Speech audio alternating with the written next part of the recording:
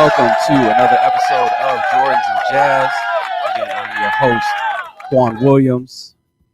And for those of you that are new to my show, or also new to my channel, I'm a musician. I also teach piano and guitar lessons focused on jazz, funk, hip hop, and R&B. I also worked at an athletic shoe store. That's really where my sneaker collection really took off. So if you're a fan of sneakers, fan of music, you're definitely in the right place. Don't forget to subscribe to my YouTube channel. Hit the bell for any notifications. Also hit the like button and leave a comment down below about the show. Follow me on Instagram at Jordans and Jazz. That's where I do have my latest pickups for sneakers and some of the music that I'm listening to. So I have my kicks of the day on there. Also follow me on Twitter at Jordans and Jazz. That's where I do have notifications of new videos that I have up or when I am going live.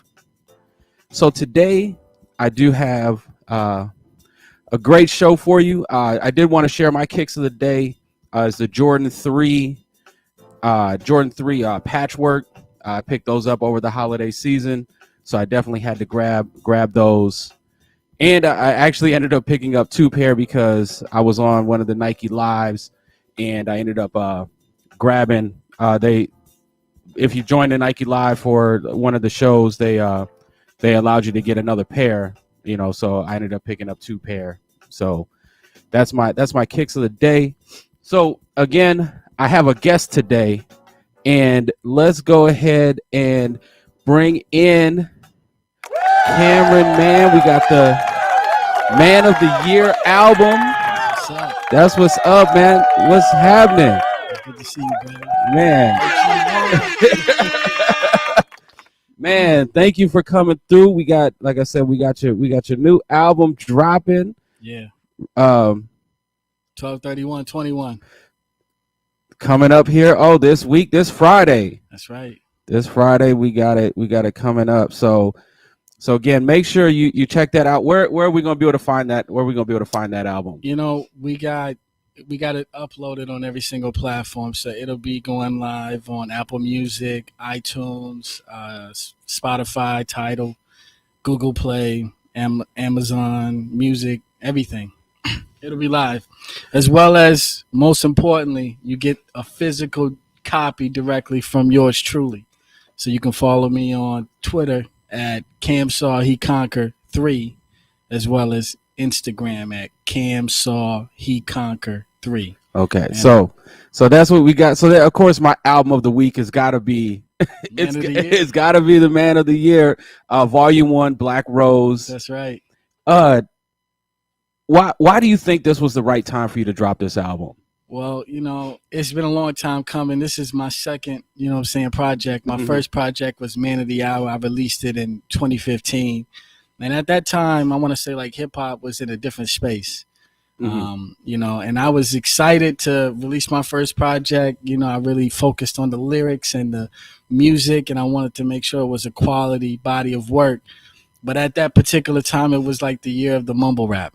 So it was not. Unfortunately, it was drowned out by all the other rappers. You know what I'm saying? So I didn't get the notoriety that I felt like it deserved. And I'm gonna keep it real with you. I was discouraged. You know what I'm saying, when that happened. You know what I mean? Because I put my all into that record. And then May of this year, due to COVID, I lost my mom. And that was really what put the battery in my back to put the project in the full gear. I had ideas in my head, but I didn't really know what I wanted to say. Okay. Or how to say it.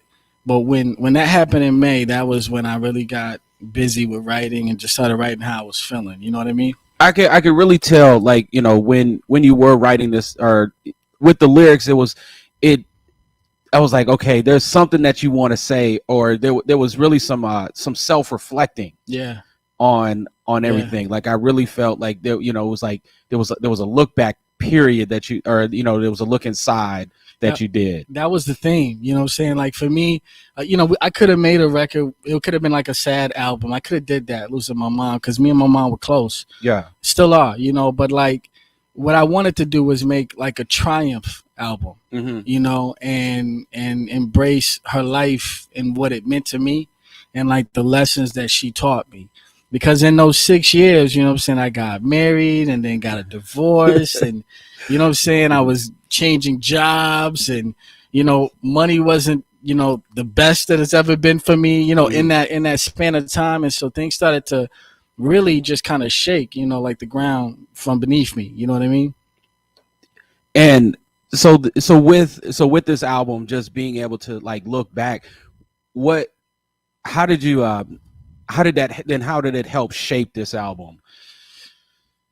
You know, for sure, the writing process was therapeutic for me. You know what I'm Okay. saying? Because, you know, that's always been the way that I've been able to say how I feel. And one thing about me, and my lady Ashley will tell you, like, I'm not afraid to say how I feel. You probably even heard me express my feelings. You know what I'm saying? And so that process was really good for me with the music. And then I had people like you. I had some of my other friends and family really encouraging me to get back in the studio and record.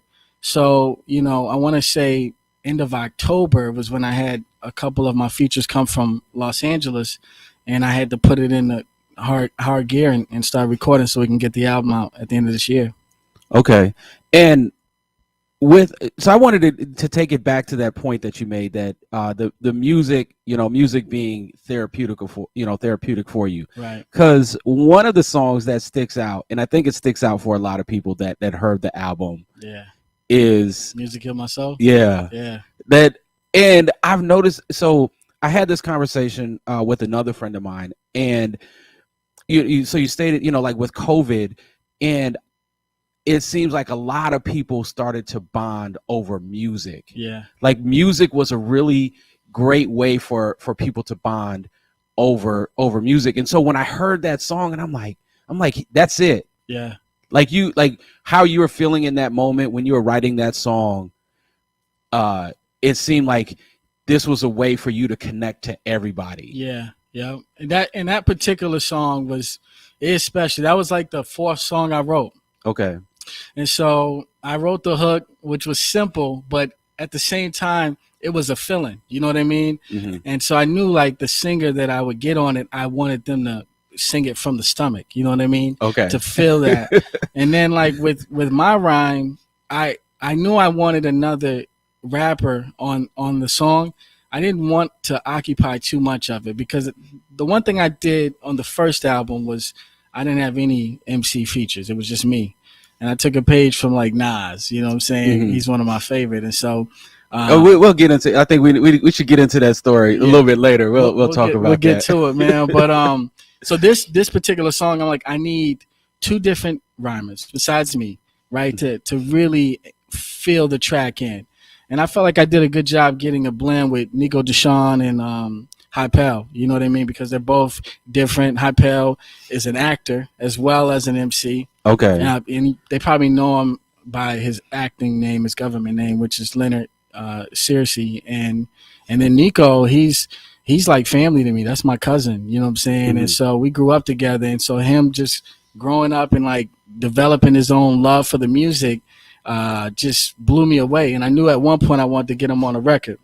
And it was this one. I was leading up to like who we got featured on this album, because, you know, as I'm listening to it, you know, like there's all the, you know, there's features coming in. I mean, I think there's a couple special people that you got featured on this album. Yeah. You know, and one person's personality really comes through. Yeah. Whose personality is that? You're talking about Lil Cam. Yeah. Cammy Cam. Man, like I was just like, when I hear it, I'm like, man, I'm like, yeah, who is the how? I mean, how old is she? How old 12, is she? She's 12. 12. I'm like, man, at 12, there's no way. I know that I, you know, like there's no way. Look, me and this is her.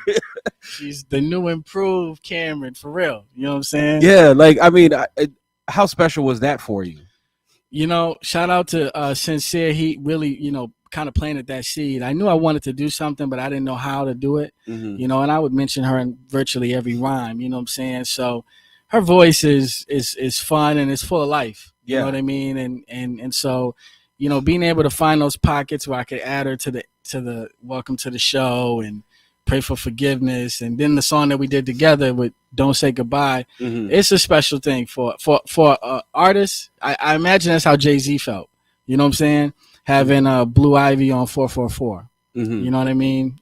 So yeah, no, that was a highlight for sure. Yeah, it was. I mean, sometimes, you know, like I'll hear like people will have their kids, but the personality of your daughter is just like, I mean, it's out of this world. She is, man. she's her own star in her own right. She asked me how much I was going to pay her. I was like, nobody's getting paid yet. Nobody's. You know what I'm saying? But we making sure that, you know, the publishing and all of that's right. She's on her business, man. Okay. Yeah. But any other features, you know? Yeah. So the person who opened it, everybody's important to me. You know what I'm saying? So the person who opened up the album, Lola Franks, she is my cousin, and she lives in North Carolina, and she's a renowned poet, you know what I'm saying, a legend in her own right. And so I was really honored that she agreed to be on that record for me. And then obviously Ashley, that's my queen, you know what I'm saying? So she's a superstar, Ashley DeBose. And so, you know, for her to just be gracious enough to really do whatever I asked in terms of making the project what it is, I'm humbled by that, you know. Malik's one of my mentors from Jersey, from Patterson, and he was on track number 7 and number 8, Malik's Interlude. He's got a really soulful, falsetto, beautiful voice, you know.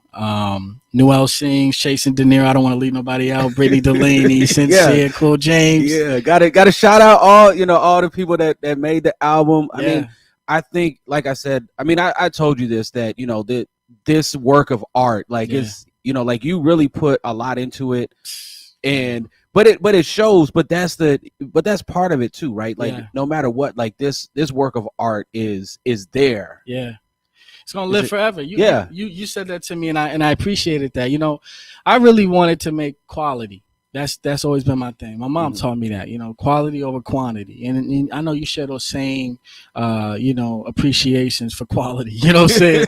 So yeah, ask my mom. Yeah, exactly. So with this album, you know, because I'm pushing people respectfully to buy in and purchase the album, I wanted it to be something worth your money. You know what I'm saying? So when you were like, you could tell you took your time, I did. You know, I went to the best studios. I spent a good amount of money, you know what I'm saying, to make it what it is. And so I just want people to get their money's worth. Like Michael Jackson or Prince, when you come to one of their performances, all they say is they want to make sure that the people get their money's worth. And that's the same thing with the record. Yeah, I told you, I was like, man, everybody, I mean, if they get it from me, okay, so you can get the album, you can pre-order it from you, right? Yep, directly from you. Yeah, and it's dope because get it from Cam, because I'm telling you, if you try to get it from me, it's a lot more expensive. It's like 4 times more expensive. Yeah, 4 times more expensive. You know, I might be charging, you know, even more than that now. Yeah. Nah, he's got the files. You know, the price went up. Today's price is not. Exactly. You know what's funny though about that is, you know, even like the whole package and how it gets sent to people is art in itself. Yeah. So when people really like, when they get the package, when they get the physical copy, everything that I'm putting in the box, and I mail it to them, they're going to be like, I got all of this for $25. And for those who are in Minnesota right now, if you pre-order before Thursday, I'm doing a private performance for anybody who pre-orders, you know what I'm saying, at a secret location that won't be advertised. So you want to see me perform the entire album? Hit me up, because I'm bringing everybody with me. It's going to be live. Hey, look, hit me up. If you want to go, hit me up. Man, look, I just tell them Juan sent you. OG Juan. Whatever. I mean, look, you're like, hey, did you buy that? No, just show up. We will have security, just so you know. Man, just tell them Juan sent you. You know, I'm have faith. Yeah, I like it. No, man. So it's gonna be a good time. It really is, and you know, it's a pre-party before the party, right? Okay. So it's on the 30th. You know what I'm saying? We got New Year's Eve on the 31st. We got Cameron Mann's Day on the 31st. You know what I'm saying? Man of the Year. Man of the Year. You know what I'm saying? So it's a great time to like spend time, you know, with me. We have a great time. There'll be complimentary beverages for people. I'm telling you, man, all of this for $25. You will not get this again. It's going to be like 4 times the price next time we drop another album. 4 times the price. That's right. I'm telling you, look, pre-order it, $100. Yeah. But listen, it ain't the first time somebody did it. It ain't the first time somebody did it. If you believe in the movement, you want to see it be what it can be, go ahead and support. There's been people, to be fair, Juan, there's been people who's actually spent, I won't even disclose the amount, but I was honored by it, you know what I'm saying? Mm-hmm. Because they just respect what we're doing, you know what I mean? So, 25 is what we asked for because it allows us to ship it out and include everything that we're including in it. But if you want to pay more, you're always welcome to do so. All right. Well, okay. Well, so you telling me I got to send more money your way? No, you my guy. No, you my guy. Plus, it's an honor to be here, man. So no, we tight. Yeah. Okay. I just want to make sure. Yeah. We solid.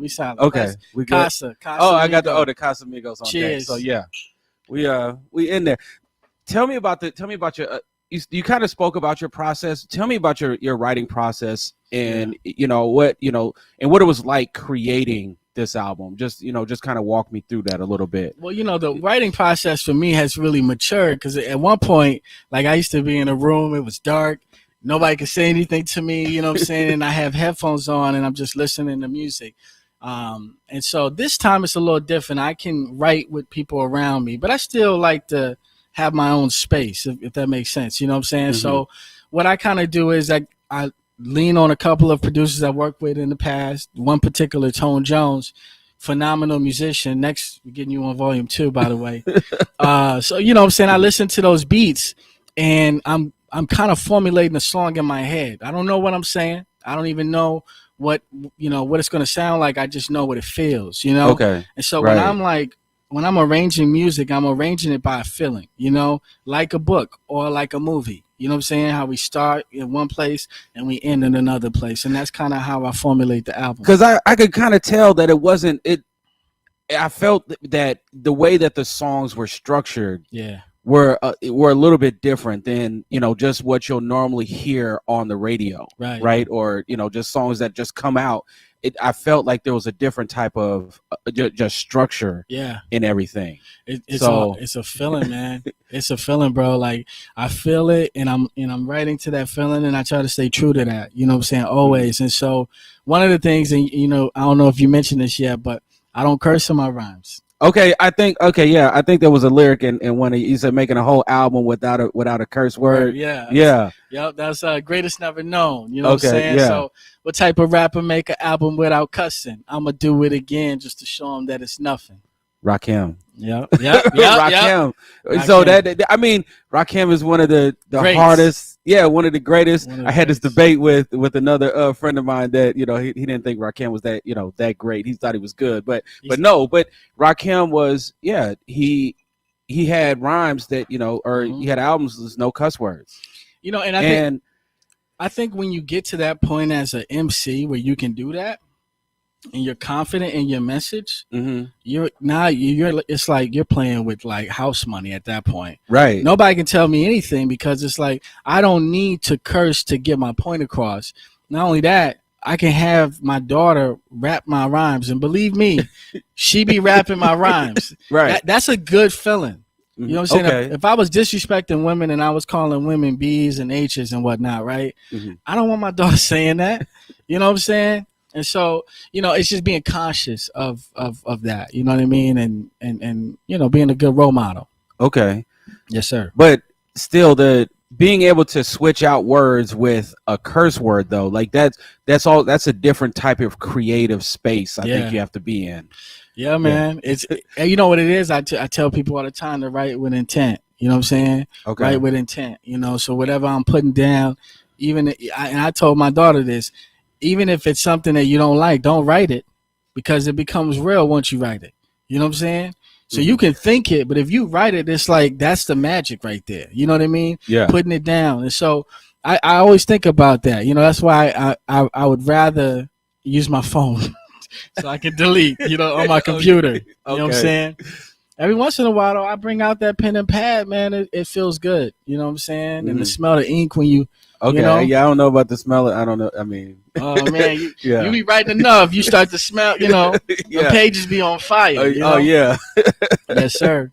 headphones be on fire. Oh, that 100%. song when I heard that, I was like, hold on, man, I don't want my headphones to catch on. Man on that fire. Man on fire. So Man on Fire came from one of my favorite movies from Denzel, Man on Okay, Fire. yeah. You know what I'm saying? And Mhm. so, that was a statement record.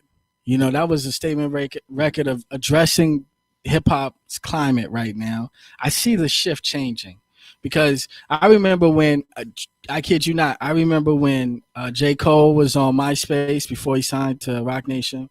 I remember right before Kid Cudi blew. You know what I'm saying? He was signed to Fool's Gold, but he wasn't like as big as he is, Okay. And so, they kind of come up in this era where music is changing. We're doing streams. Nobody's buying records no more. Mm-hmm. But I see how people respond still to J. Cole when he rhymes, or even Kid Cudi, you know what I'm saying? Because he got an energy with his music. Yeah. And I realized, I think it's coming back around. I mean, Nas, for example, shout out to Nas with Magic. With Magic? Yeah, just when you could just drop stuff, you're just like, you know what? Just create an album and just drop it. And so this actually with King's Disease, so King's Disease 2, right? It really made me it kind of made me shift because I'm always thinking about ways that that artists can get their stuff out there. What's the most efficient way for an artist to get their music out, and so I'm always thinking about it that way. And I was really not sold on like albums anymore. Like I mean, you're right. I'm like albums is cool, but I was like, the purpose of the album is really to sell the single, not the single, but it's revolved around the tour cycle. Right. Like albums are really the album is really to help build momentum for a tour cycle, right? So if you have 2 albums, you have 3 tour cycles. Yeah. Right. And so that was so it's just kind of like, yeah, you'll make an album, but it's really there for the tour cycle. But what I started to see is more artists putting a lot more. So like you said, there's a shift. So now I see artists putting more effort into their album again. Yeah. And so when I heard this album, and I was like, I get it. And it made me remember, I was like, this is why I love albums. Yeah. This is why I love music. Yeah. So when I hear this project, and I'm like, oh, this is exactly what this is exactly what you're supposed to do. Right. And you use it to your advantage. 100%. That's what I like about your album and the work of art that it is that it reminds people of, oh yeah, this is what an album is. I appreciate that. That's big, man. That's like, oh, this is what an album, right? Yeah. And that's the same thing. Like when Nas dropped King's Disease, it wasn't about a tour cycle or anything like that. It was about like, man, I got one of the hottest producers right now. Hit Boy. Yeah. Holla at me. Holla at me. Hey, Hit Boy, holla at me too. Let me. No doubt. Man, I'm watching all the clips. I'm like, man, what is he using? I'm like, 100%. Oh, okay. I love their chemistry. Yeah. I mean, I see what I respect about Hit Boy is that I think he's a true student of the game. Number one, as a just a music head. But then what I love is that he got somebody like Nas to come back in the studio and live there. So he's got Nas in the studio more than he's ever been in the last 10 years. You know what I mean? And it seems like they just never not together. I love seeing that. So shout out to Nas and Hit Boy. Yeah, but taking it back to, but that's what I really, it kind of clicked again. I mean, I was like, oh, this is what albums are. Just right. Like, was it like Anderson .Paak and Bruno Mars? Yep, that was a good one too. Right? Like that, like it was, I mean, yeah, they're going to go on tour, but they made it, they're like, no, this is what an album is. And it's like, oh, we can use streaming to our benefit. There's certain, I mean, actually, the money generated from streaming may be a little bit different, but I'm still giving people a work of art. which is important. 100%. I feel like streaming can exist. It just can't be the end all be all for artists. Yeah. So for like the people that are listening to us right now that like the music, like the podcast, it's nothing wrong with streaming it. But you know, if you're selling merchandise and you like the podcast, buy his merch. You know what I'm saying? If you like my music, you can stream and buy it. You know what I'm saying? Because when you're buying the record, more of that profit is going to me. When you purchase your merch, more of that profit is going towards you. So I think honestly the you know the general population are unaware of the pay scale with streams. Yeah, with and that's where that's where like kind of my frustration was, is that I think we have gotten so used to having a record store in our hand, which to me I'm like, man, this is great. I'm not carrying around, a big pamphlet or booklet of like CDs to put in my car and put, changing out disc changers and everything like that. I'm walking around with, a record store in my pocket. Yo, OG Juan, remember when people were asked to borrow CDs? Remember that? Man. Mixtapes, like I used to burn like different like mixtapes and stuff like that, like I just be like, oh, I'm gonna take this song. I'd spend like hours putting together like mixed CDs, and it was kind of just so that that I could just play in my car. It wasn't for anybody else, it was just for like my enjoyment, right? But yeah, like what do we call that now? Playlists. Oh yeah, that's what we call it. And you know what, that's the crazy thing is I got like, that's all I do is I put together playlists. Well, I mean, I wasn't really big on playlists until I kind of got around a different crowd like 2 years ago. And then I noticed that like people literally have playlists for every different thing that they do. Cooking, driving, when you're with your lady or your man, you know what I'm saying? What else? Working out, right? They got these different playlists that serve different purposes. And I started to really kind of, build on that a little bit, but it will take up a lot of your time. It will. Just looking for the right songs and even having an order. You know what I'm saying? Oh yeah, I never have an order. My stuff is just like shuffle. Once I make a playlist, then it's just like shuffle. Well, do you notice that when you shuffle music, this is me personally, I feel like I hear the same songs always. Oh, you got to go. There's a setting. Like if you got an iPhone and you're using like Apple Music, you got to go on. There's a setting that you have to go and like turn off, like play like the most recent or most favorites. You got to you got to turn that off. Okay, because I feel like every time, they'll do that to you though. Like every time I play a song, I'm hearing the same records over and over again. You know what I'm saying? Yeah. So I'm gonna have to mess with that. I got the iPhone, so I'm gonna have to do that. Yeah. But there was something I was just gonna say to you. All right, albums, right? So. That was one of the things too I love, because see, my mom 64, my pop 75. You know what I'm saying? So I grew up around some of the music that you grew up around, with your parents, we're talking about Curtis Mayfield, we're talking about, the Temptations, we're talking about the OJs, we're talking about Marvin Gaye, you know what I'm saying, right? Yeah. So those albums, they had concepts. You know what I'm saying? It wasn't like you just put together a bunch of songs. You know what I mean? Yeah, like there was a flow to it. Yeah, that was one of the reasons why I used one producer for the majority of the album. I wanted that flow. Yeah, you know what I mean. But go ahead though. Oh no, I didn't mean to cut you off or anything like that. No, but that's what I've been noticing. And so one of my favorite artists is Currency. He's dope.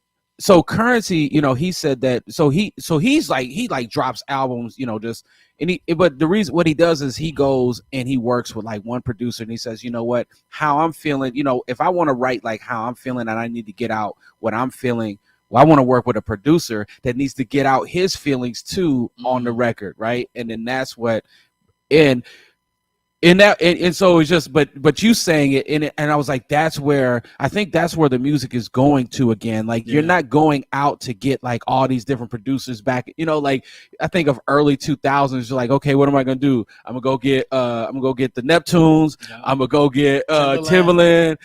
Dr. Dre. Yeah, I'm gonna go get Kanye. Just Blaze. Yeah. All of you guys, Swiss Beats. All of you guys can holla at me. Yeah. Volume 2. Let's go. Volume 2. Right. Yeah. But but people would go out and get like they just get like all these different producers and then put a song together. Right. And then I noticed that they're really, so I think that's where people kind of got tired, was they were like, well, all I want is the single, because there's really no flow to these albums. Right. Everybody's just getting like a different producer for each different song, and then they're putting out an album, but there's really no flow to it, right? Right. I'm with you. And but you saying it's just starting to click. Like more people are doing that. Yeah. I see it happening, man. And what as we're aging, and it's like you got somebody like Nas who's still sharp, man. Still sharp, and then you got people like Anderson .Paak and Bruno Mars. They, paying homage to, the funk era. You know what I'm saying? In a beautiful way, and that's great for these young kids because they love Bruno, right? Yeah. They don't know Anderson .Paak as well, but he's so dope. Oh. Super dope. Yeah, all his albums fire. Yeah. And he's actually one of the people I can listen to all the way through. I love his voice. I always say that he's like in so many ways, kind of like a hip hop Lenny Kravitz a little bit. You know what I mean? Oh, okay. Just a little bit. You know what I mean? Because he can play the drums and you know what I'm saying, and he can sing. But yeah, he's super dope. He's super dope. I don't know how Dr. Dre be finding all these people, man. I mean, he's Dr. Dre. Either he be finding them or they be finding him. But I mean, you got to think about it. Dr. Dre is going to be able to find. Let's go down the list. Let's go down the list of the people he like really influenced their careers. Right, Snoop Dogg, of course. Well, hold on, we got to go all the way back. All right, so Ice Cube, Eazy-E, Snoop. He had some actually. Miss Chalet, like he had. she had a moment. Nate Dogg. Oh yeah, Nate Dogg. Yeah, that's Pound. part of that's part of like the whole like Dog Pound. I think that was just kind of like they came through, but I think later on, like him getting Eminem on, But before him, Tupac though. Tupac was but he did. But Tupac, he didn't do a lot of stuff with Tupac though. I think all he did was like California Love and then one other song. But at that time, like Tupac was already an established artist. I know, but I still feel like even if Dr. Dre doesn't produce a record, if he's in the studio, he has a say. You know what I'm saying? I feel like it because at that point, Death Row was at that point when he was at odds with Death Row. Okay, like Dr. Dre was at odds with Death Row at that point. He, I think he only did California Love. I think that was it. Can't See Me. He did Can't See Me on the second track with George Clinton. Okay, I can't think of anything else that he did. But that was one of the things. Like Tupac was mad. He was like, "Man, Dr. Dre is never in the studio." He was like, "Man, I came to Death Row really to work with Dr. Dre, and Dr. Dre is never in the studio." And then later on, there was that split. Yeah, where were you at, Dr. Dre? Where were you at? Man, Dr. Dre was like, "Man, I was." I was getting done in by Eazy-E in that contract I signed with Eazy-E. And then I made a deal with Suge to get me out of that deal into another bad deal. And now I'm like, and then I'm realizing that I'm like, yo, like I'm Dr. Dre and I'm in these really bad deals because I'm really focused on my craft and making the music, and I wasn't really good at the business. And then I needed Jimmy Iovine to kind of help get me out of that, because to be honest, really, like Jimmy Iovine, the only reason why he really was dealing with Death Row was because of Dr. Dre, right? Like Jimmy Iovine wasn't he just in charge of Geffen at that time? Yeah, he was. Yeah. So I mean, listen, man. But Dr. Dre, but then he goes and he gets Eminem, right? Yeah. I think he did a lot. Didn't he did a lot with Nas and the Firm. The Firm. Yeah. AZ, Foxy Brown, couple records with Nas actually. Yeah. And then Eminem, of course, Exhibit. Oh, yeah. And who else? I mean, well, he had Buster for a little bit. He had Rakim for a little bit. Yeah, that those didn't pan out. But he then had Eve. Oh yeah, Eve. Oh yeah, I think he did. Yeah, he did a lot with Eve. He did stuff with like Mary J. Blige. Yeah. And then later on, right? Then he gets, then he works out a deal with Kendrick Lamar. Yeah. Well, before he does that, 50 Cent. Oh yeah, 50 Cent. That was really a Eminem. It is. That was an Eminem find that I don't think that was on Dr. Dre's radar. That was on Eminem's radar.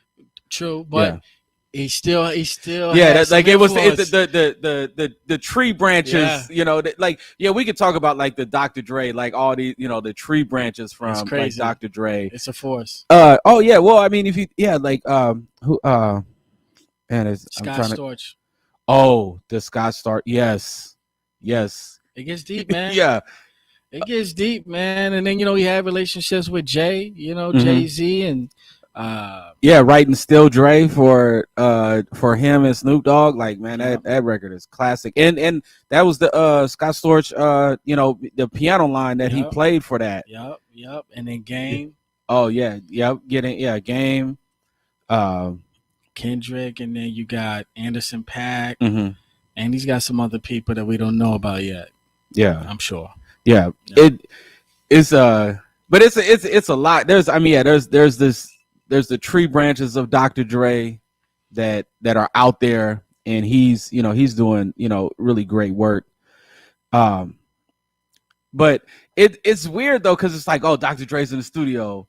And then I'm like, okay, where's the music at? Then it'd be like Snoop Dogg would be like, oh, I'm in the studio with Kanye and Dr. Dre, but there's like no music. Right. It's somewhere. Yeah, it's somewhere. We probably never hear it, man. That's the one thing I heard people who've worked with Dre before. It's like he's such a perfectionist. Mm-hmm. So if he doesn't like it, it's just like, nope. Yeah. When I recorded this album, I kid you not. I mean, the first song that we recorded was Stacking Bread. Mm-hmm. And I hadn't recorded in 6 years. You know what I'm saying? Yeah. So that verse for Stacking Bread was probably like 5 or 6 takes. But generally when I get in, I'm like catching the beat. He's getting Stephen Helvig. Shout out to Stephen Helvig. He's adjusting my levels on that first take. Mm-hmm. Then the second one is crispy. That third one is usually money for me. You know what I'm saying? Yeah. If you're recording with Dr. Dre, oh yeah, 10th, 11th, 12th, 20th time. And for people who are recording, a lot of people don't think about this if they've never recorded. To hear yourself say the same thing over and over again, you lose that excitement. Oh, you know what I'm saying? Because it's like now your ears are fatigued of hearing you say the same thing over and over again. Yeah. But when we hear it on the radio or in your car, it's like, you're hearing that for that first time. It's the best take. You know what I mean? Yeah. But there's a lot to it. And right. There was a clip. Who was it? It was DJ Khaled and Timbaland. Like they were like, I saw this clip. I think, did you send it to me? I don't know I don't know if I sent it to you, but it was crazy because so DJ Khaled, I think he did a song for Lil Baby. Oh yeah. And Timbaland was like, yo, and Khaled was, so these are things that I'm trying to pick up on. And Khaled was like, you hear that? It's like, he was like, man, I've never heard Lil Baby. Timbaland's like, I've never heard Lil Baby like this. He was like, man, you see the quality in the voice? He was like, you hear that? He was like, only I can get that. Yeah.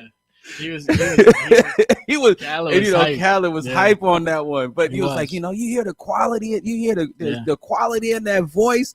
He was like, man, only I can get that, Man. Like, he was like, that's work.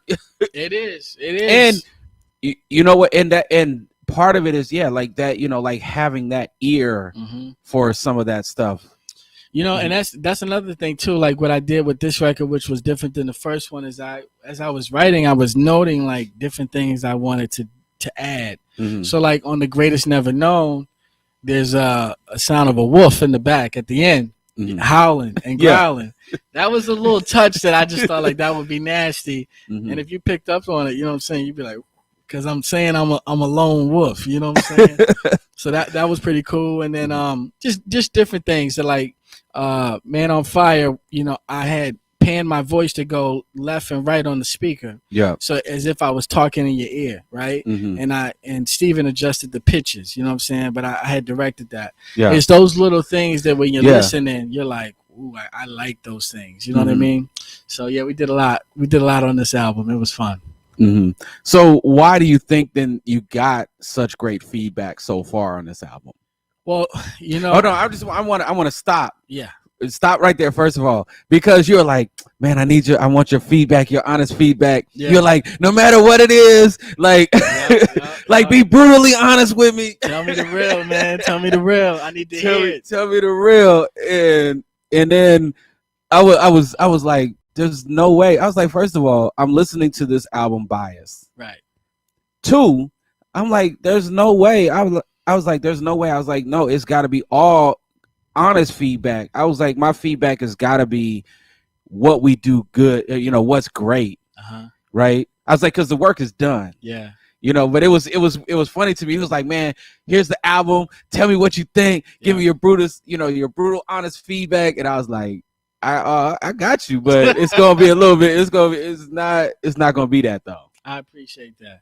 But why do you think it was, but why do you think other people then have given you great feedback from this album? Yeah, well, they gave me their truth, right? And what the record meant to them, and it has been very positive. You know what I'm saying? I'm like, right now, between Music Killed My Soul and Can't Stop My Grind, Diamond in the Rough remix, those records are like really like big to people, So hold on, Rubies, Diamonds, and Pearls. That one's special too, and that's the thing. It's like, right. You know what? That's the crazy thing, is because every time I listen to the album, that's what's great about that's what I really like about the album, is then it's like, oh, there's this song, and I'm like, oh no, there's this song. I'm like, oh, hold on. I'm like, wait a minute, what's that hook? I'm like, I'm like, so every time you listen to it, then it's something new that you pick up on. You know what a lot of people have said to me? They said, Cam, this record is a mindset record. You know what I'm saying?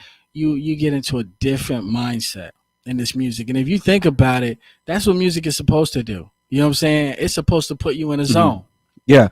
So one thing so listening to the album, one thing I wanted to talk to you about, it sounded like a coming of age album, right? Not like a teenager coming into a man, but a man coming into his truth. And what, then, and it's like, okay, how can I'll preface it this way. Like when you're in your 20s, or when you're younger, you're like, okay, I'm out on my own, and I'm doing I'm doing what I'm supposed to be doing, but I'm just trying to figure things out. Right? Like I'm still trying to figure. I'm trying to figure this world out. And then you get to a point where you're like, I got it figured out, and this the man I want to be, and this the man who I am. So it's like it's a man becoming like a grown man, and that's what I hear in this album. I mean. Tell me if I'm off base, or Man of the Year. No, you spot on. That's it. See, like for me, I'm looking at my influence. You know what I'm saying? And so this album is reflecting on the lessons that mom and pops taught me, and applying them in real time right now. See, it's different when you a kid growing into a man, because you don't have a family. You know what I'm saying? Well, a lot of us don't. But when you are like a young man, or a man that has his own family, that's a different, coat that you wear. You know what I'm saying? So for me, with this record, I'm recognizing that, and I want to show my growth. So with my rhymes, my rhymes are reflecting that. Like, yo, this is where my mind is at. I'm not thinking about partying with a bunch of chicks. I did that. You know what I'm saying? I'm not thinking about flossing in front of people and making them feel less than what I'm not about that. You know what I'm saying? It's all about progression, but it's also about love at the end of the day. So that was one of the themes that I was building on. And I could hear it. I was just like, I'm like, that's what really connected me to the album, right? And that's the thing, is that, so when I'm listening to it, right, I'm like, yeah, these are, like I'm reflecting on things that I did when I was younger. Right? I'm reflecting on what I did when I was younger. And then I remember, and then you get to a point as a man, and you're like, okay, this is what shaped me. And then this is who I'm supposed to be. 100%. You can't, you can't be Mhm. 20 your whole life. I No. just had this conversation with my daughter today. I kid you not. She was upset. She was like, "Dad, what do you think is the right age for not acrylic on your nail, but just a gel tip?" That's what she told me. I said, Yeah, I don't know I nothing said, about that conversation. 16, 17. And she was like, "Okay," but I could tell she was disappointed. Yeah. But what I explained to her later on was, I said, "Listen, Cam, you got your whole life, man. You got your whole life. And you know what's interesting about being 12? You only get 365 days to be 12. In fact, tomorrow you're going to be older tomorrow than you were today. Mm-hmm. You know what I'm saying?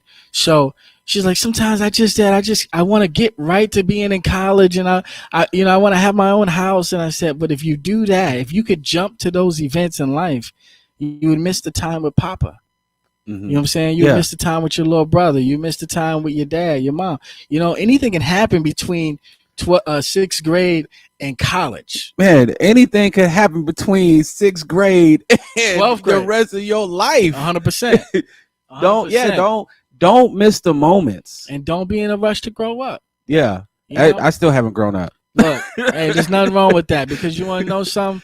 If you know that your time is limited to how long you get to be 12 or 13, or in our case, 30s and 40s or whatever, yeah, then you would appreciate every day, because it is numbered. You know what I'm saying? Yeah. It's like, yeah, man, you only got 20 days left to be 33. It's like, damn, I didn't do everything I wanted to do at 33 yet. You know what I'm saying? Yeah. So that was what I was trying to teach her. I think she got the message. Yeah. Which is good. I think, we were all young and we're just like, oh, yeah, I just need to. I think what it is that when you're young, what you're really looking for is more freedom, right? You're looking for more choices. That's it. That, you know what I mean? It. Like, you're like, what age do I become to where I can make more choices for myself? I want to do. Yeah. Never can. Never. Never. It's all about, right? I think that's what we're really looking for. It's like, what age do I become to where I can make my own choices, right? I don't have to ask for permission to do stuff. That's when you just say, well, ask for forgiveness. Don't ask for permission. No. Don't listen to OG Juan, Cam. Pray for forgiveness. Pray. No. You just ask for forgiveness. Like, you know what? That's one thing that I've had to learn. I was like, you know what? I need to stop asking for permission and just say, hey, you know what? This is what happened. You either forgive me or you don't. Listen, that works in only certain situations. You know what I'm saying? But the responsibility does fall on us to check, right? So they always say, follow through and check, you know? And I'm speaking to the kids when I say that. You know what I'm saying? Yeah. I'm speaking to the kids too. When you really, what you're looking for is what age do you need to where you can start to make more decisions for yourself, right? And I think that's really the question that's being asked, man. Because it's like, my daughter's growing up, and I know that, she's a beautiful little girl, and I know guys are gonna like her if they don't already, and so I'm not. I know it's gonna happen, right? I mean, I liked somebody's daughter, you know what I'm saying? But what I'm trying to do is just keep her at this stage for as long as she can. Yeah, I mean, you're speaking from like a parent's perspective, from a dad. Man. Yeah, I'm speaking from like an uncle's perspective. 100%. Uncle OG Juan. Yeah, I always speak from. So that's right. I don't have to live with some of these consequences. It's like, hey, do this. Didn't work out. Well, go back to your parents. There you go. You know what I mean? Like, there you go. And that's the reason why kids stay with their parents. And they only visit their uncles when they come and watch football games and boxing matches. Yeah.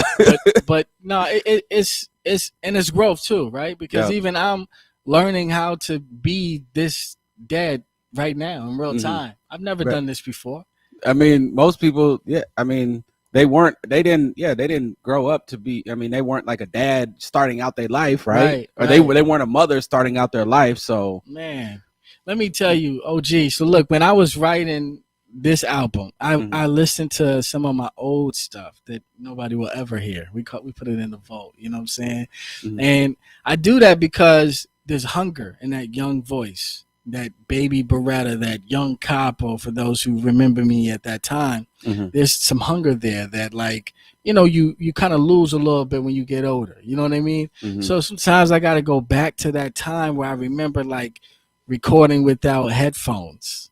Like actually doing a song without headphones, because the studio that we was at, there was no headphones, but we had to make the use of the time. It worked out. It wasn't the best recording, but, but the hunger in that moment, you know what I'm saying, is like something that I will always, you know, draw on, because, you know, when you're acting in a movie or in a play and you got to cry, you're thinking about something, not really what's in the script, right? You're thinking about something that made you cry. Right. You know what I mean? And so it's you got to draw on, like, your experiences exactly to get, you know, to be able to get out what you're trying to, you know, portray. 100%. Right. 100%. So again, make sure you go and pick up this album. It's well, one, you can pre-order it. Yep. Right. Yep.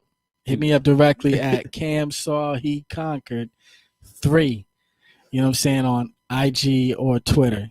And I can get back to you pretty quickly. Yeah. So but it's dropping on all streaming platforms on the 31st. Correct. But we still got physical copies that people can cop and get, and a gift comes with it. You know what I'm saying? So it's still a full package deal. We're going to be doing some more shows in the upcoming year. But if you're in town, you want to have a good time, got some surprises on the 30th. It's going to be a great show for those who are there. Holla at me. All right. So I want to get into kind of the show where, you know, one thing that I always do is, like I said, I like in the beginning of the show, I did my kicks of the day. Right. Because I love sneakers. You're a sneakerhead too. I am. Actually, we met because you were working at a shoe store. I mean, I was working at this, you know, kind of like the same shoe store, but right. We're like, that's how we met through sneakers, really. 100%. That's and we kept building, man. Yeah. You know what I'm saying? I mean, sneakers bring people together. Facts. 100%. One way or another. Yeah. One way or another, they're gonna I just don't want your sneaker on my neck. No. Or your knee on my neck. Yeah, I just don't want I don't want that. But man, it's wintertime in Minnesota, so you already know what kicks I got on. Yeah, what's your kicks of the day? Man, black Timbs, man. It said black Timberlands. You know it. Okay. So that's what we got for the kicks of the day. But you know what though? What I was actually rocking was before it was snow on the ground, I was rocking the ones, the Japan joints, 2001. Okay. You know what I'm saying? Because I had ended up getting a steal on GOAT. You know what I'm saying? For the chromed out, Jordan 1s. So I was rocking those. All right. Yeah. Said, hey, you got to go. Look, right now, the way that the sneaker game is you really got to go to like StockX or the GOAT to get your sneakers. It is what it is. So if you ain't got your coins, you know what? You can go to eBay though. Go to eBay. You might be able to find a steal on eBay. You might, but you also might get stolen from. They have a whole authentication process too. Oh, okay. Yeah. So eBay. Yeah. So okay. Yeah. Well, the game has changed for me then. I didn't know that. Yeah. But you know what? This is the little trick though. So if you can't get your sneakers off of the Adidas app if you're trying to get Yeezys, or the sneaker app if you're trying to get Jordans, right? Yeah. Then if you go to GOAT and you buy them the day they come out, you'll only pay like $70 or $80 over retail sometimes, which is a lot better than paying $200, $300, $400 over. So sometimes you gotta bite that bullet if it's something that you really want. Yeah, and I've talked about that, like, really, especially during the pandemic. It was more. I mean, before the pandemic, I mean, I was getting everything I wanted retail, like, no problem. So it was just like it was just like retail, like it didn't. You got to remember. I mean, my Foot Locker was right there. Was basically right there on the corner from me. Yep. You know, man, when that Foot Locker's not there no more. Yeah, because you robbed them, man. When the riots hit. I'm just kidding. Man, I mean, Foot Lockers treat me like I did it though. Yeah. I mean, man, I've never won one of those raffles ever. Oh, okay. So I told this story like before. Well, this was like, well, actually, it was the 2016 releases. So the Space Jams, Okay. right? Okay. I literally just walked down to the Foot Locker there. They were like, we did a raffle. I said, okay, cool. I was like, but do you still have this size? They're like, well, let me go check. I'm like, just go check. I'm like, did you raffle off all the shoes? And they were like, nope, we got your size. It said exactly, no line, no nothing. Just go down there, grab the size I want. No problem. No raffle, no nothing. Ladies and gentlemen, if it wasn't OG Juan, I wouldn't believe that story. You would. I'm telling you, but he doesn't tell lies. So that's crazy. That sounds like exactly. That's how crazy it is. Like now, it's like, man, you got to go. You got to get like 2-3 raffles. Hopefully, you beat the bots. Like you do. Your mom has to work at Nike. That's what. Yeah. That's what you got to do. Mom's got to work at Nike. Okay. Man, don't get me started. Don't get any other sneakerhead started on that. Word. Yeah, that one. Yeah, that's crazy. Yeah, that was crazy. Okay, so what are your top 5 sneakers? Top 5 sneakers. I knew you were gonna ask this question. Why did you know I was gonna ask this question? Because I've seen a couple episodes. Man. Oh yeah, go watch the episodes. I got to do. It's got to be top 5 sneakers. 100%. So top 5 sneakers. This is subject to change at any time, right? But we're gonna do all white Air Force Ones, low top. We're gonna do Stan Smith Adidas. Okay. Oh, so you're going like classics. Like it don't even matter. Like it don't even matter, man. Yeah. Okay. Come on, man. Like you're like the classic sneakers. Like not specific one. It's just like Stan Smith Adidas. It's like, man, you put them on, you out the door any day. Yeah, man, you're gonna be fresh. Yep. Okay. The Puma Suede classics. Oh man, and they're so comfortable. I used to rock them when nobody was really rocking them, and then like Meek Mill and Rihanna got these deals with them, and Jay-Z, and so now they're like double what I used to pay for them. I used to get those for like $45, man. Yeah. Now they're like $80-$90. So we got 3, and you get them in like any color too. 100%. Yeah. Black and white, like the black with the white stripe. Chuck Taylors, man, they never get old. Low top. Oh, the low top Chuck Taylors. Okay. Yeah, they never get old. No. And when I'm in New York, that's all you see people wearing. You know what I'm saying? It's the Chucks. And then the 5th joint, man. Okay, so wait, hold up. I did Stan Smith Adidas. I did the Air Force Ones. Yeah. I did Chuck Taylor. So I got 2 more. Yeah. No, you did the Pumas. Oh, I did the Pumas. Yeah. Okay. Oh man, this is tough. Oh, okay. We're gonna do. I gotta do J's, man. Okay, so which J? Right? There's so many of them. There's so many of them, but I guess it's. You know what? I know they're similar, but they're not though. We'll do the Jordan 1s because the Jordan 1s can virtually go with anything. You know what I'm saying? I love the 11s, but you can't wear the 11s with everything. Almost everything. You can wear them with sweats. You can wear them with jeans, and you can wear them with a black suit. You know what I'm saying? But Jordan 1s are classic and very classy. So those are my top 5 sneakers. The Jordan 1, that's a new one though. See, I mean, not for me. I was rocking the Jordan 1s before they were a thing. Okay. Remember when they were selling the Jordan packages? You know what I'm saying? I had a lot of Jordan 1s. They weren't that popular then. No, the Jordan 1s like recently become really popular. Yeah. Like the Jordan 1 and the Jordan 11 are probably like the most popular shoes. Yeah. 100%. But yeah, those are my top 5 sneakers today. Yeah. What about you? Oh, my top 5 sneakers. So, in no particular order, what do we got for my top 5 sneakers? Now I gotta go back.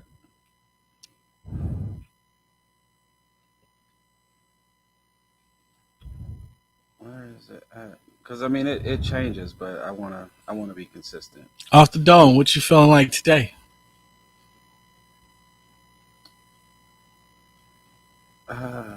Man, where did it go? All right, so my number 5. Okay. The Jordan 3 Mochas. Oh, so Jordan. So I mean, I go colorways with. Gotcha. You right? Like I mean, I got like I said, like I got on the Jordan 3 patchworks right now. Yep. And yeah, these is they look nice on you. I ain't like the, Yeah. I ain't like them on. I ain't like the picture of them. So Oh, okay. Some shoes you have to see them in person sometimes. Okay, so but the Jordan, the Jordan 3 mochas is like that's like I mean I got another fresh pair just sitting out. And actually I got them on a deal. Like I was able to use a coupon on the second pair that I bought. Again, ladies and gentlemen, if it wasn't OG Juan, I would not believe this story. You know Those shoes now are going for like $300-$400. Yeah. I was like, yeah, bad. Okay, but I'm not gonna sell them though. Because I've been walking through. Actually, you know what? I have the original 2001 that I bought for $100. That was the original price of the 2001. It was either 2000 or 2001 that when it first released. $100? Yeah, it was $100. That's crazy. That was a price point. It was normally Jordans was like 120. They were like 125 back in like early 2000s. Yeah. But I got the Mocha 3s, the original colorway was $100 price point. It makes me feel like Nike's like robbing us, because at least back then you got real leather. Yeah. Now it's eco-friendly leather, right? It's vegan leather. You know what I'm saying? Hey, these patchwork, these ain't even leather. This is like, but I'm saying it's double. You know what I'm saying? What they was the charging. the prices, listen, price went up. Listen, what was yesterday's price? Price is not today's price. I got you. Yeah. So Mocha 5s or 3s. Mocha 3s. Got you. Yeah. The Nike Air Max 97, white and red.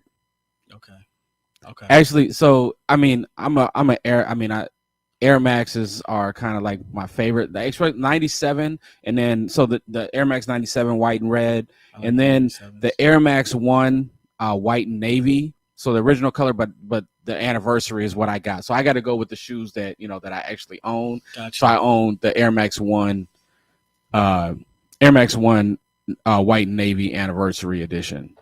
I don't even know what the Air Max 1 looks like. Oh, you tripping? That's like you want to talk about classic shoes. Like that's a maybe I do know, but you do know, but okay. The Air Max, the Air Max 1. I'm gonna see if I can pull it up. Then so the Jordan 9 Space Jam. Those are good. It was a white and black. Actually, he never played a season in the Jordan 9. Okay, yeah, I've seen these before. Yeah. Man, these are expensive now. Jesus. Yeah. The Air Max, the Air Max 1. And then my top shoe of all time. It's right there. The Jordan 11, the Jordan Bred 11s. Yeah. That's the 2001 version. That's the 2001. It's not on camera right now. I'm sorry. I'm just pointing at it. I just have it out, but that's my top. Those listen, as a kid seeing those on TV, I used to dream. The Bred 11s that's my top shoe. I got you. And any other day that probably would be my top shoe as well. Largely because I couldn't get it. You know what I'm saying? Like it took me years to actually get a pair. Well, I mean, I got it. What my first pair were? What? The ones that just came out a couple years ago of the Bred 11s. Yeah. That was my first pair of Bred 11s ever. Oh, okay. Yeah, that's why I was like, I got a pair though. I mean, I ended up picking up. I was like, I gotta get I gotta get these again. Yeah. And I think it was a couple years. I think it was in 2019. Yeah, it was 2019. I think I had two pairs. Yeah, it was December 2019. Yeah. Yeah. Shout out to the sneaker plug. Yeah. That was a good time. Oh man, okay. I always have crazy. I mean, I have crazy stories, right? Okay, so how I ended up getting this shoe. I mean the Bred 11s. It's kind of bad now, but I feel like I need to tell it. Go ahead. I feel like I need to tell it. Well, first off, is it past the statutes of limitations? It's never past the statutes of limitations with me. No doubt, no doubt. So I win the raffle at the Champs at the Mall of America on the Bread 11s. But I end up so I'm going out of town. And like I'm on, so I'm going on vacation because it's my friend's birthday. So the woman that I'm seeing at the time, I'm like, yo, I need you to pick up these sneakers. I need you to pick up these sneakers. Yeah. Man, look. I was so mad for a minute because I'm like, don't mess this up. If you mess this up, it's over for you. He ain't talking about the relationship. He talking about your life. No, I'm just kidding. That is so bad. That's hilarious. It's so bad. So hopefully she's not watching right now. Probably not. It's all good. But I'm so mad. I mean, I'm not like mad, but I'm like, man, if you mess this up, it's over for you. She didn't mess it up, did she? No. Okay. Actually, she was on it. There you go. Yeah, she was on it. So she calls me, it's like early in the morning. I'm like, you got to go there. You got to go there as soon as the store opens up to get it. And the Foot Locker apps or whatever, or the Champs apps, they be going down like it, like you can't pull up the, like your reservation or anything like that. Pay the bill, Comcast. Yeah, that working. Man, I don't know what's up with their system, but their system always goes down. Like how, this is what's happening. Internet service through Cricket. Yeah, I don't know. So it's so bad. So then she calls me from the Foot Locker or whatever. And do you remember what she said? Yes. She said it. She said, they said that you reserved the 10.5. I wear a size 10. No. She said I reserved a size 11. So I'm like, man, where the fuck is the manager? No damn well I ain't reserved no damn 11. Right. You sold my shoe. I was like, if you mess this up, where's my shoe? I was like, you got to get my shoe. I was like, you know what? Forget it. Buy the 11. I'll figure it out. I'll get a 10. You know what I mean? Like, I'll just, swap it out. But then she was like, no, I'll call you right back. Next thing you know, she was like, is this what you go through all the time? She was like, okay, they did have your shoe. I got your size 10. So she did get my size 10. She was like, no, I'll figure it out. So, but she ended up getting like my size, the size, that I reserved or whatever. It just took a little minute. But man, I was like, don't. Why did the guy lie? Or why they? Oh, because they was just selling them. They was like, we don't care about the reservations or anything like that. I'm like, you know what? It might have been a good thing that you did go down there and not me, right. Because if the manager would have said that, oh, I ain't got, this is what you reserved or whatever, or he would have tried to give me like the runaround, I'd have knocked all that shit over. Ladies and gentlemen, it's so bad. I know, but come on. Why would you, man? You know that it's not. It's the principle. It's not the fact. It's not the shoe. It's the principle. It's like, hold on, I did everything that I was supposed to do. If I lose the raffle, then I lose the raffle. Fine, whatever. Right. But if I win the raffle and I come into your store when you open to purchase it, and you start talking about, oh, I ain't got it, or because you done sold it to somebody else or whatever, to your friend. Or you keeping it to sell it, on StockX or whatever, right? Like, nah, it's the principle. It's like I did everything that I need to do, and then you trying to give me the runaround, like who is you, right? I'll knock all this shit over. You know what it reminded me of? What? This movie is a big movie back in the day. You know what I'm saying? Our parents probably used to watch it, right? And some of the viewers right now have probably seen it. It's called Willy Wonka and the Chocolate Factory. Oh, like if you win the bless me one time, King, one time.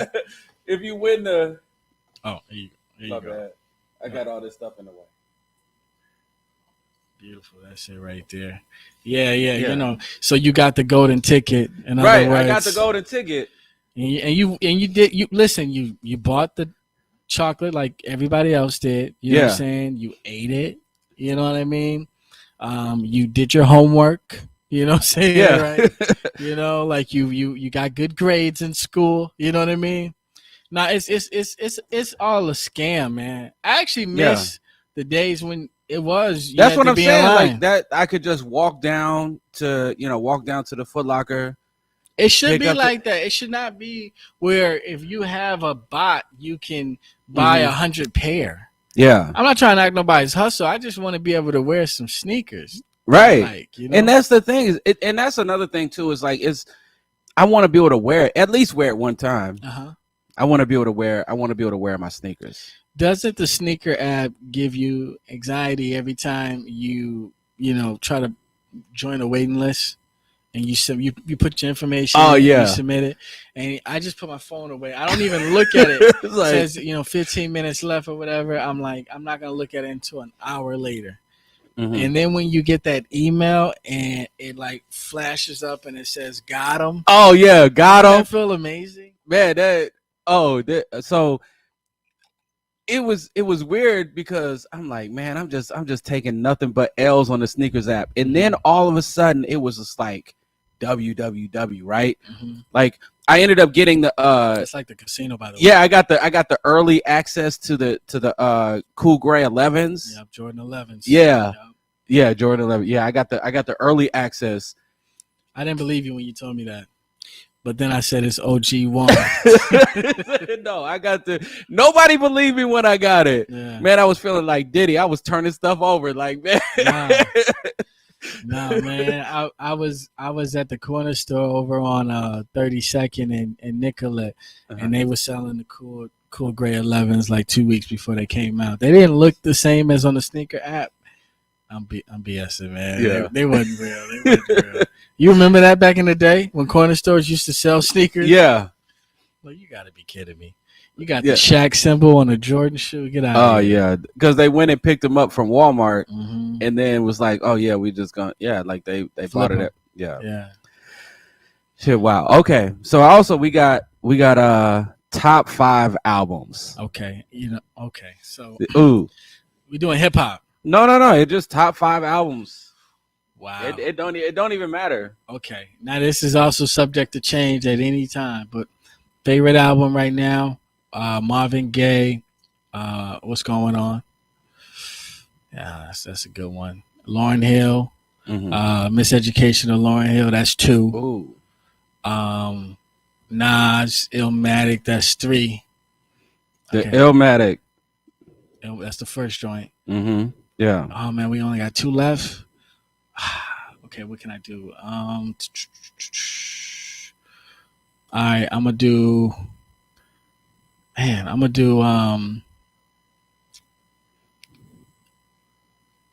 do Kanye West, Late Registration.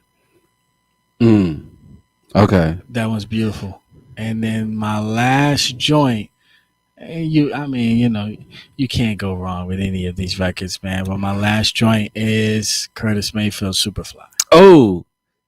That's on my top. That's like my number 1 album. I mean, I can play those 5 joints I just listed off. Yeah, I can play the Curtis Mayfield though, like top to bottom. It's a vibe. All of it is dope, but I can play them all without skipping a song. I can. You know what I'm saying? So, you got 5 for me? Where do I go? Okay, so the Superfly soundtrack, Curtis Mayfield. You know what? 2001, Dr. Dre, The Chronic, 2001. I was thinking about that one. Yeah, the 2001 Dr. Dre. That's a good one. That's a great one, actually. Hold on, that's 2. Ice Cube, Death Certificate. Okay. Muddy Waters, with the Red Man, Muddy Waters. Okay. And I got, you know what? I got to go with Aquemini, Outkast. That was dope too. I just thought about Paid in Full, man. I was tripping. Oh, okay, Eric P and Rakim. But I don't want to take nothing out. I like what I like. You know what I'm saying? So yeah, know what? It's always subject to change. No disrespect to anybody, right? Ever. Like albums, but Jay. but that's the thing is that we love albums. We do, and that brings me back to, like I said, what I like about this piece of work is that it really clicked with me. It's like, oh yeah, this is why I love albums. Well, that's a huge compliment, King. I appreciate that. Right? I most certainly do. This is why we love albums. Yeah. And this is why we love music. Music has been, like you said, with COVID, the one thing that I really admired and appreciated was being at a live show. Me and you, we saw Nas and Erykah Badu at the United Center, right? Yeah. Ashley and another artist locally, Prof, they did a show in Rochester with like 3,000 people, and it was amazing. And just being there with the band, the DJ, and it was just like, oh yeah, this is what I miss. So I look forward to a day when we can really enjoy ourselves like we once knew, without this whole COVID situation, and let it be behind us. I didn't think in a million years that we'd be still dealing with this right now. Oh man, but okay, so let's go into that story though, like of going. So I told you about. I was like, man, Nas gonna be at the United Center with Erykah Badu. Yep. I must have bought my ticket that day. I seen Jay. I've seen some of the greats. I've never seen Nas either. Yeah. And you know what? I've never seen Nas or Erykah Badu in concert. And I was like, hold on, they're both in concert in Chicago. Yep. I was like, I gotta go. But OG Juan, tell them what else was crazy about that story. We were staying in the same hotel and we didn't even know it. Oh yeah. You know what I'm saying? Yeah. We were staying in the same hotel, the Hyatt in downtown Chicago. Yeah. That was crazy. You know what I'm saying? And so that was a good time, man. We had fun that day. You know what I'm saying? Man, that was actually, you were like, hey, there's a sushi restaurant we should go to. Yep. That's pretty much, that's my favorite spot to go to whenever I go to Chicago. Man, that joint's fire. And then the steak spot we went to afterwards. Oh, yeah. The whole vibe, man. I mean, Erykah did her thing and she looked really, really nice. And then Nas performing, he just performed like a slew of his records. Yeah. But just going in there his hip hop bag, man, it was just dope to see, man. And we was in Chicago, and Chicago, they bring that energy. You know what I'm saying? You know what else is a good performer to see in Chicago if you get a chance? Lupe Fiasco. Shout out to Lupe. Special, man. Yeah. Actually, I seen Lupe at the Poorhouse. He was here. I don't know. This might have been like 6 years ago. I heard about that show. Yeah, this might have been a minute ago. But it was a crazy show. Yeah, Lupe Fiasco is like a great performer. 100%. I mean, I love going to shows. So really, I can't wait to see you perform on the 30th. So I'm like, man, I'm in there. Like I said, I'm bringing. Look, I'm like, man, look, whoever want to go, let me know. Let me know. OG Juan is bootlegging my shit. Oh yeah, I'm bootlegging it. I'm telling you right now. I'm look, hey mate, you gave it to me. I was like, you done messed up the way you gave it to me. Listen, I had to expose him quick because he kept bootlegging my shit. Shout out to Hov. It's gonna be a good time, man. We got DJ Diggy on the ones and twos, man, and he's a dope DJ, and he's also a dope MC locally. You know what I'm saying? And then we got it's just gonna be a good time, man. We got me. Yeah, we got the Man of the Year. Man of the Year. Let's get it popping. Let's get it. You know what? Before I let you get out of here, I gotta. You almost knocked me down, man. I need a bugging out moment. Excuse me, I'm sorry. Not only just knocked me down, he's my friend. A bugging out moment. So you remember when Bugging Out got his sneakers scuffed? Fuck you up 2 times. Yeah, and he was just like, man. Who told you to walk on my side of the block? I got you. I need a bugging out moment about sneakers. So I mean, it was okay. So like my bugging out moment, I've told this story a couple times, but so when I was teaching piano guitar lessons, most people have like dogs because I was going to their homes to teach the students. Gotcha. And one time, I saw the dog with one of my shoes, Jordans, in his mouth, just walking it around the house. One of my worst fears, man. One of my worst fears. Now you got to remember, I'm teaching a lesson. I'm like, yo, I get up from the lesson and I'm like, yo. And the mama goes, oh, I forgot to tell you. The dog, it's like the dog doesn't like chew on it. It just likes to carry the shoe. I was like, first of all, I can't find these no more. Like Right. I'm never gonna get these again. Right. Right? Like, and you don't pay enough yeah, to reimburse me. never. That's hilarious. No, I would bug out on that for sure. Yeah. So that's like my bugging. That was like my bugging out moment or whatever. But everybody, you know, it's like, listen, you bring up an idea. So my lady Ashley, she's got a dog, Joey, and he likes to put his. I know. Joey Pacino, shout out to Joey. He likes to bite people's shoes and do the same thing. But he knows I'm alpha, so he doesn't do it to me. And I got the Jordan 7 or 6s defining moments. mm-hmm. So, you know, and those are my babies, man. Those are probably my like everyday sneakers, besides the ones. But my bugging out moment was Cream, the club. Oh yeah, I remember the club. All white ones, man. I think it was an all white party, and I was fresh. Ralph Lauren, polo down, right? Yep. I had the all white ones, and not only did this dude spill a red drink on my sneaker. Oh, red drink. He stepped on it too. So it's like it just really like put it in. Man, listen, my night was over. I didn't want to be there no more because it was like now I have to walk around with this stain on me. You know what I'm saying? Yeah. So that was a moment. I ain't never been the guy that wanted to fight a person from stepping on my sneakers. But I understand why some dudes be wearing like trash sneakers. You know what I'm saying, to the club because you know it's gonna get alcohol spilt on it and stepped on. Never wear your favorite shoes to a club. Yeah, that reminds me. You know what? I mean, I didn't have a bugging moment, but I think somebody was ready to have a bugging moment on me. Word. In the club. Man. It kind of like that. So, you know, you be in the club and it'd be kind of packed. So I must have like shifted my elbow and I knocked the person's drink out their hand or whatever. Man, they went ready to, I looked at them, but he was like, man, this drink cost me $5. I said, $5, I did this. I said, man, get out of here. Oh, my. OG1. I said, man, get out of here. Listen, he was going to let it go until you fanned them off. That's crazy. Man, the people I was with, they like stepped in. They said, uh-oh, it's about to go down. I was like, my friend said, he was like, man, Juan is crazy. Dude. He was like, I ain't never seen nobody fan nobody off like that before. Man. There's been some weird moments. I fanned them off and then just like turned my back. Like, whatever, man.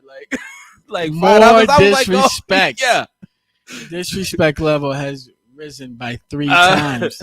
That's wild, man. Yeah. Well, I'm gonna tell you this though, like on some real stuff, you know, that's one of the reasons why I like going to lounges. See, lounges, you can have your cocktail, you can dance if you want to, but it's all about the ambiance, sitting down, that conversation and stuff like that. Yeah. That's more my speed now that I'm older.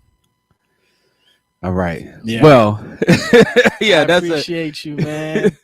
man, thank you for coming on. No doubt. You know, definitely appreciate sharing your album with all of us. Thank you. You know, that art, that piece, that great artwork that you got out, that's coming out. Yes, everybody should go out, and if you don't get the pre-order, stream it. Yep. Stream it like 1,000 times. And stream it like 1,000 times and buy it 2 times. Yeah. You know what I'm saying? Because listen, on some real stuff, man, supporting what I'm doing, supporting what OG Juan's doing is really the reason why we're able to continue to do it. So we got things that people enjoy, right? They enjoy my music. They enjoy the show. It's like, support it. You know what I'm saying? You got a Patreon or anything like that? Oh, yeah, I got the Patreon. I was like, I didn't pull it up. Well, my Patreon. So I use like social media kind of in different ways. Yeah. Like my Patreon is really like, if you're a musician and you want to go, or you know you're starting out and you just want to get like some tips and tricks, I got like a lesson series that I put on my Patreon. Dope. You know, and so just like I was like, because I didn't want to put like the same content on what I'm doing on YouTube on the Patreon. Word. I mean, I don't know how to market it in that way. I'm just Yeah. saying that, like, so even if it's even if you want to support, just go to go to the Patreon. And you should support because honestly, man, it makes a difference, man. I'll put that up there. So I do have the Patreon up there, so I'll put that up there. Pull it up, lock in. But it's a great way to support the channel is to go to the Patreon. Facts. We're gonna have to get you some merch. Yeah, I need some merch. Dude. But I mean, you know what? I wore this hoodie that I found. That's dope. I don't know. Support your friends. There you go. That's I like that. So having you on the show, I was like, and not only that, I was like, this goes perfectly with the patchwork threes. Patchwork threes. It goes perfectly with it. But that's the great thing is that being able to support each other. That was one of the reasons why I created this platform was to make sure that it's really not about me. It's about everybody that I know. And if you want to come on, because everybody's got something to say. Facts. 100%. Everybody's got something to say. I mean, it looks like it on Instagram and on Facebook and Twitter. Everybody has something to say. But if you're also out here doing other things, you need other platforms to spread your message. And listen, we build off of each other, man. I want to see your brand, this channel continue to grow as myself, and anything that I can do to help, you got it, man. You being here on the channel, man, that's it right there. Yeah. Well, it's an honor for me, man. Honestly, this is my first interview in a long time, and so that's the great thing is I got the exclusive OG1 first interview. That's right. For Cameron Mann, the Man of the Year, Volume 1. Black Rose. Holla. Man. So again, I do thank you for coming on the show. It's an honor, man. Yeah. I appreciate you. Just remember, keep your kicks fresh and your groove tight. Peace. Peace.